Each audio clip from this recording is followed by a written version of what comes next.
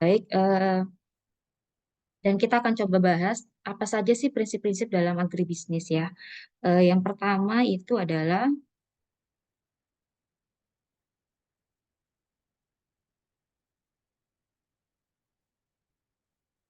yaitu fokusnya adalah konsumen oriented. Artinya apa? Konsumen oriented ini atau orientasi ke pasar. Artinya ketika kita dalam melakukan usaha agribisnis, yang fokus pertama kali adalah pada pasarnya. Apa saja sih yang kita butuhkan di pasar? Kemudian yang kedua adalah rasional ekonomis. Artinya dalam menentukan suatu usaha itu kita harus rasional dan bagaimana menciptakan harga dengan semaksimal mungkin itu diterima oleh konsumen.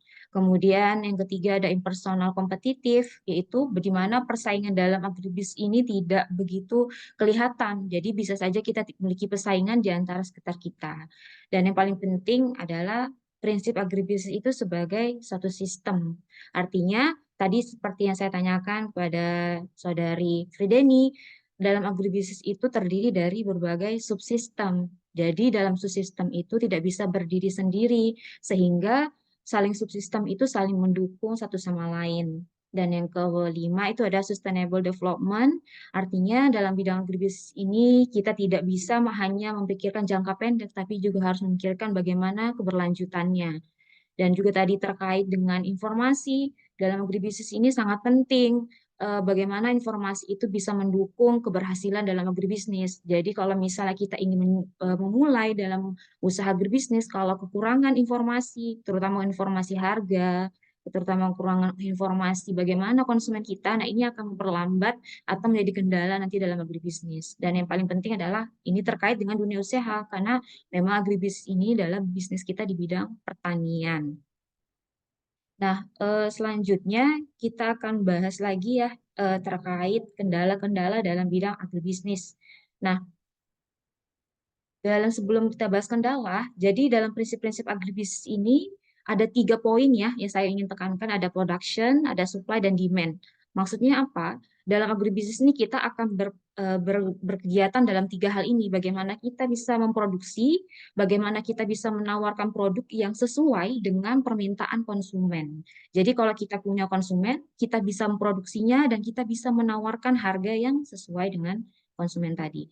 Nah, kita evaluasi eh, untuk saudara, misalnya ini saudara Mira, tadi apa yang saya maksud tadi dengan bahwa agribisnis itu harus berfokus pada konsumen, Mira.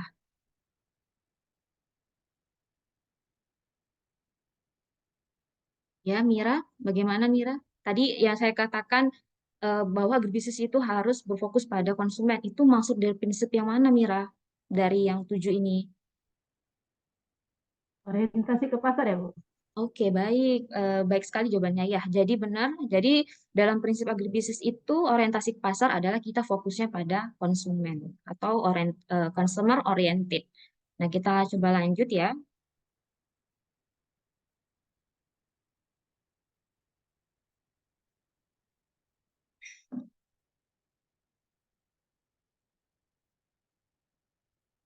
Nah, kita akan lanjut kendala-kendala apa saja sih yang ada di dalam agribisnis ya.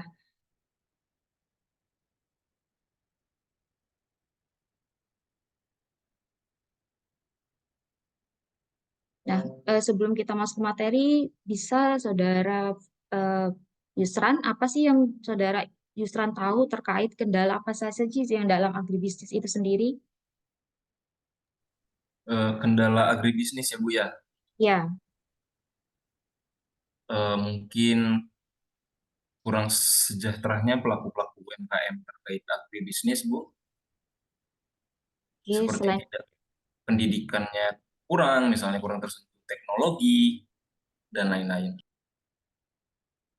baik sekali jawabannya ya. Jadi kurang meratanya SDM-nya ya. Ada yang lain bisa nambahkan, Adelia? Kira-kira apa yang menjadi kendala dalam agribisnis? Pemasarannya mungkin, Bu. Pemasaran ya. Jadi tadi ada kata Yusran bahwa SDM-nya, kemudian dari saudari Adelia adalah bahwa pemasarannya. Nah, kita coba evaluasi ya, benar nggak sih kira-kira kendala-kendala bisnis itu termasuk yang dua tadi.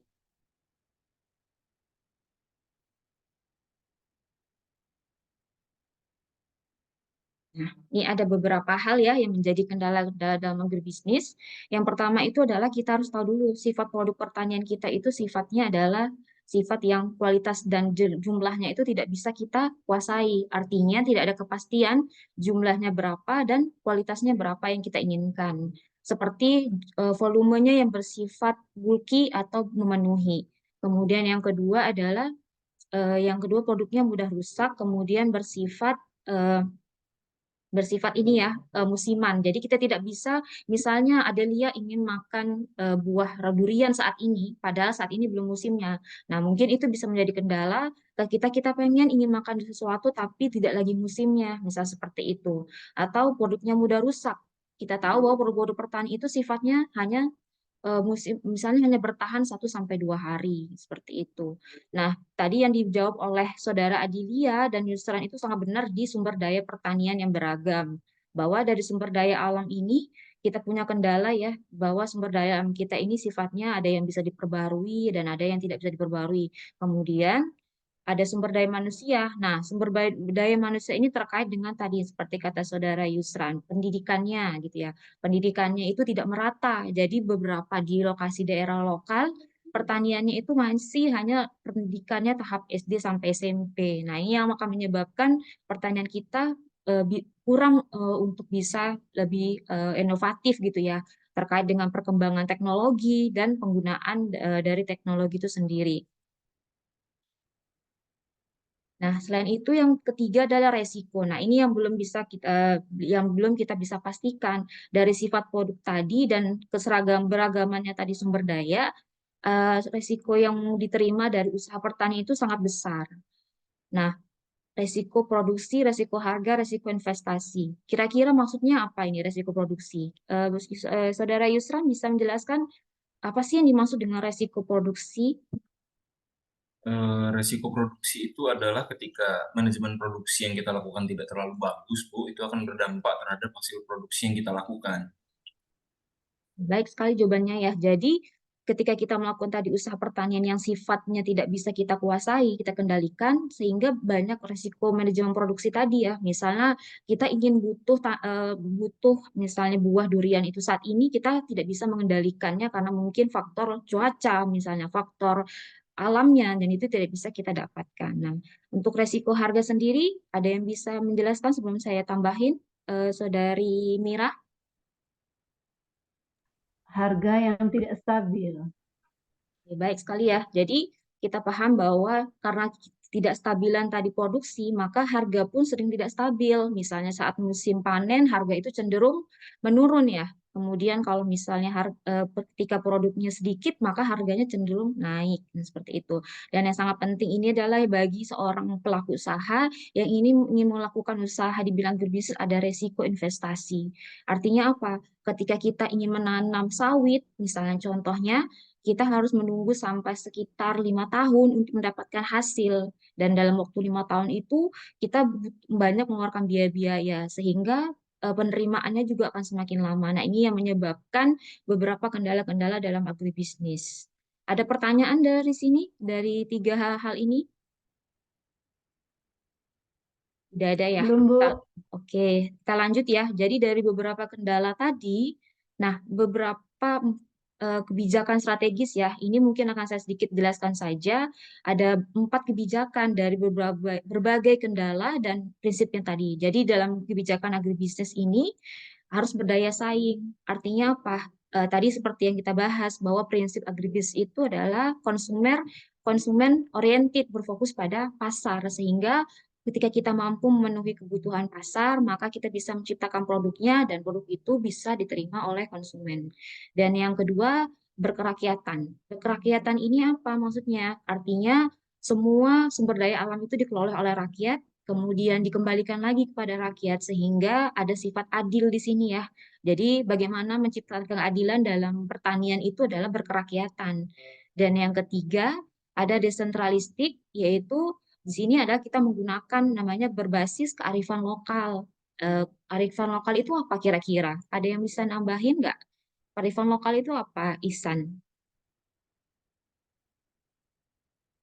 Baik Bu, izin menjawab bahwa kearifan lokal itu menunjukkan kekhasan dari suatu daerah gitu ya Bu. Itu menurut saya seperti itu. Ya, jawabannya bagus sekali ya. Jadi kalau kita berfokus pada berbasis kearifan lokal, kita fokus pada potensi apa sih yang ada di wilayah sekitar kita.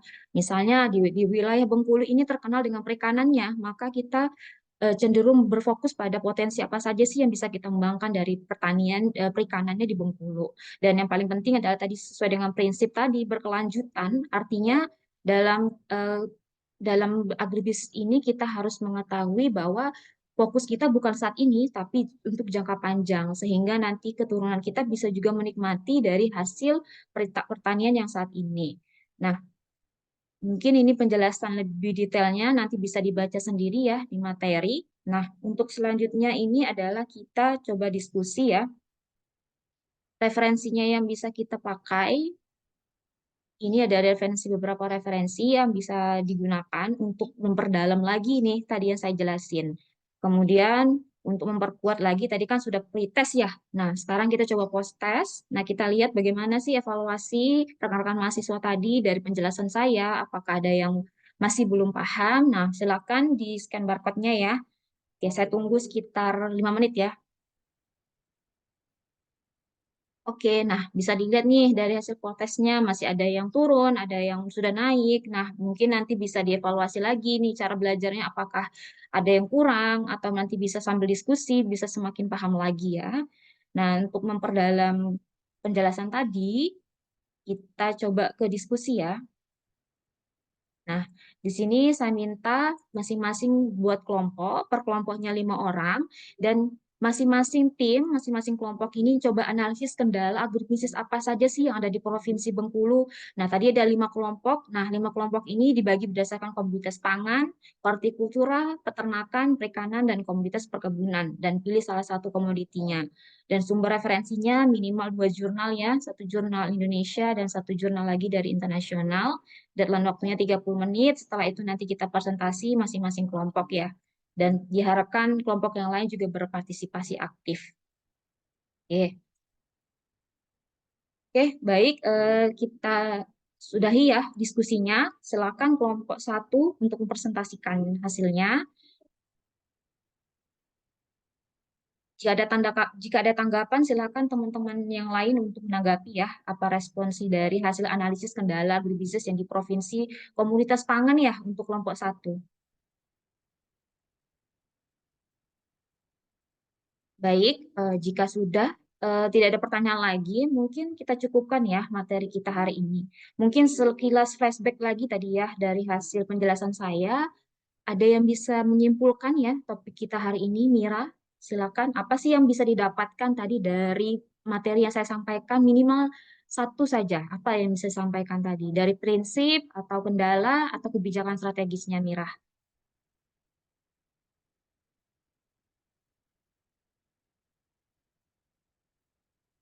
Suaranya belum di-unmute, Mira. Pas Bu. Sudah ya? Oke, yang lain ada yang mau menambahkan kesimpulannya dari Frideni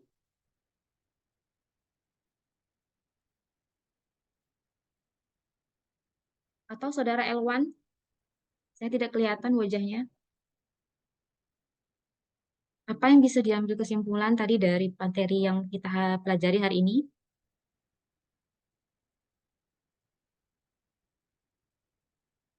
Ya, berarti sudah paham ya. Jadi bahwa dalam prinsip itu tadi ada 7 kendala, tadi beberapa kendala, dan nanti bisa diperdalam lagi ya hasil diskusi ini dan kita bahas lagi nanti di minggu depan.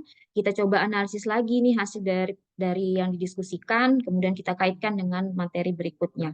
Mungkin cukup sekian materi dari saya hari ini. Semoga bermanfaat bagi kita semua ya. Saya akhiri. Wassalamualaikum warahmatullahi wabarakatuh. Selamat pagi. Waalaikumsalam. Waalaikumsalam warahmatullahi Assalamualaikum wabarakatuh. warahmatullahi wabarakatuh. Selamat pagi Bu. Baik, terima kasih Bu Latifah ya.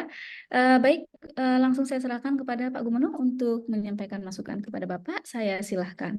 Baik, terima kasih. Ya, Bu Latifah, selamat sudah menyelesaikan presentasinya gitu ya. Dan ini masih berlanjut kebahagiaan saya ya. Bu Latifah sudah menunjukkan performa pembelajaran yang menarik ya. Mungkin yang bisa diperbaiki adalah materi diskusi tadi ya, yang itu merupakan problem ya. Itu merupakan problem, itu sebaiknya disampaikan di awal ya, sehingga itu menjadi pertanyaan atau problem pemantik ya, menjadi dasar untuk melaksanakan pembelajaran. Dalam understanding by design ya, yang awal tadi saya singgung pada saat mengomentari Mbak Adel ya, Mbak Adelia, itu kalau problem pembelajaran atau masalah pembelajaran atau proyek yang terkait dengan pembelajaran itu dikemukakan di awal, itu biasanya akan menggiring peserta didik, akan menggiring mahasiswa untuk mencari solusi, untuk mencari jawaban atas pertanyaan pemantik itu, gitu ya. Jadi proses pembelajaran dengan sintaks project based learning atau problem based learning itu akan berjalan. Nah, biasanya kalau apa yang dicari itu sudah diketahui sejak awal, maka proses pembelajaran itu akan lebih terstruktur, akan lebih mudah untuk diperoleh. Untuk mengaktifkan aktivitas belajar pada mahasiswa. Karena dia sudah punya visi, apa yang harus dicari, objektif yang harus diperoleh pada pembelajaran hari ini apa gitu. Saya yakin kemarin pada mata latih penyusunan pembelajaran RPS ya, Pak Nurmansyah sudah menyampaikan terkait hal-hal ini. Selamat Bu Latifah, lanjutkan, kemudian tingkatkan terus performa pembelajaran sehingga mahasiswa mendapatkan manfaat yang maksimal dari pertemuan dengan Bu Latifah. Terima kasih, selamat. Baik, terima kasih Pak Gumono atas saran dan masukannya. Akan saya perbaiki ke depannya. Baik, terima kasih Pak Gumono. Bapak Ibu, kita akan langsung lanjutkan ke peserta selanjutnya.